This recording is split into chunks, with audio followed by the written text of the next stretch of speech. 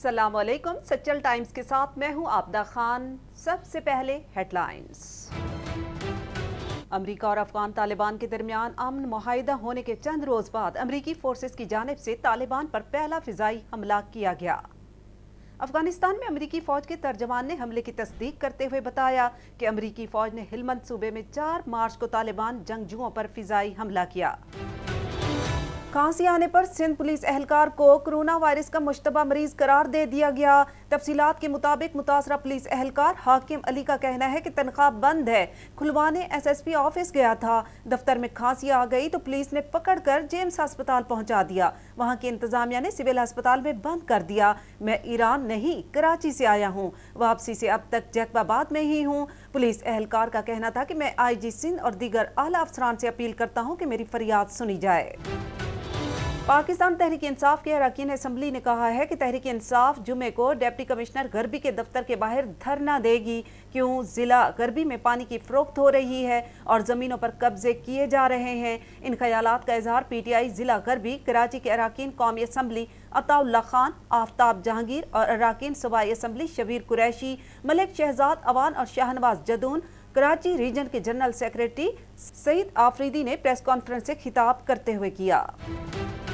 Hyderabad Latifabad unit number 8 के रिहायशी इलाके में असिस्टेंट कमिश्नर फराज अहमद सिद्दीकी की सरबराही में एंटी एंक्रोचमेंट सेल के डायरेक्टर तौहीद अहमद राजपूत और दीगर स्टाफ के हमरा एंक्रोचमेंट के खिलाफ कार्रवाई करने पर इलाका मकीनों की तरफ से पथराव। खुशकिस्मती से कोई सरकारी एहलकार जख्मी न हुआ। इनादामी कार्रवाई के दौरान मकीनों ने अपने ही इलाके के रिहायशी जिसने कमिश्नर को इलाके में एंक्रोचमेंट के हवाले से दरखास्त देने वाले शख्स की मार पिटाई की। नुमाइंदा सच्चल टाइम से मज़कूरा शख्स ने बातचीत करते हुए कहा है कि मैं मुश्ताइल अफराद के खिलाफ FIR कटवाऊंगा। पूरी पब्लिक देख रही थी, जिससे कि उन्होंने मेरे को हमला करा और मेरे घर पर बड़ी ईंटें और डंडों से उन्होंने हमला करा। उसके बाद जो ना अब वो मेरे को मारने की धमकी दे रहे हैं, वो ये कर देंगे, वो कर देंगे।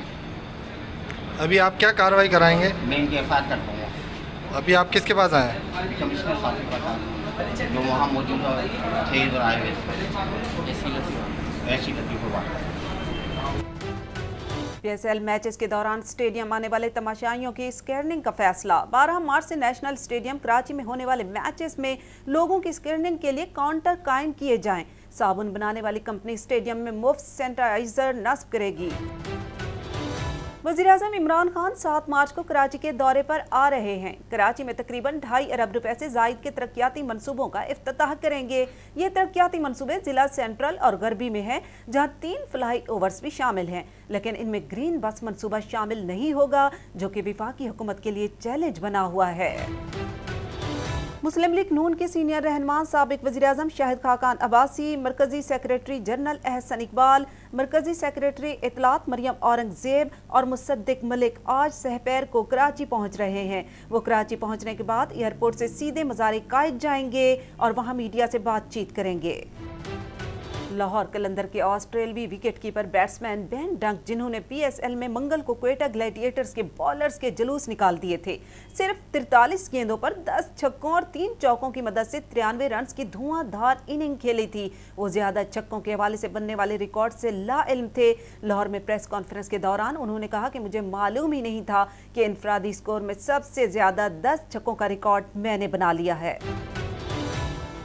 साबिक IG सिंध डॉक्टर सैयद कलीम इमाम इंस्पेक्टर जनरल मोटरवे पुलिस तैनात। चार्ज संभालने के बाद कलीम इमाम की विफाकी वजारत मवासलात आमद। विफाकी वजीर मवासलात मुराद सई से खसूसी मुलाकात की। पेशा वराना अमूर और बाहमी दिलचस्पी के अमूर पर तफसीली तबादला ख्याल किया। मुराद सई का कहना था कि कलीम इमाम बेहतरीन पेशा वराना सलाहियतों के हामिल अफसर हैं। ये थी अब तक की हेडलाइंस। मजीद बाखबर रहने के लिए आप हमारी वेबसाइट पर विजिट कर सकते हैं सच्चल times.tv।